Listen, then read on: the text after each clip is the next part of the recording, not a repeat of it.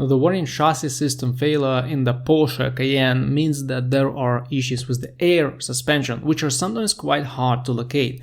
First of all, I recommend checking the 12-volt battery with a load tester, because if the battery is low, whenever you turn on the ignition and the suspension pump starts working, it may set a code or even blow one of the fuses due to voltage anomalies. So the first and the cheapest thing you can do is to check the battery and charge it with the external charger if it doesn't look good. Secondly, this problem is very commonly caused by a small leak in the O-rings of the air springs, usually the front ones, and this leak occurs after the car hits a certain mileage and basically is present only when the car sits at low temperatures for a long time. If you see this warning only in the morning and then when you turn the car off, lock it, unlock it and start again, the warning disappears, this is most likely your problem. The O-rings are not worth replacing. You may just put up with this and reset the system whenever needed.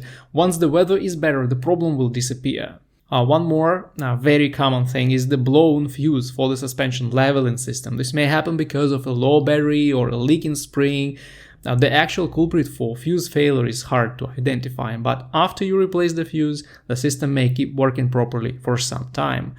For the 2011-2018 Porsche Cayenne, the fuse is located in the interior fuse box on the left side, and it's the Maxi Fuse 40 amp that's responsible for the leveling system compressor relay. If it's blown when you see this warning, just replace it and see if it works well.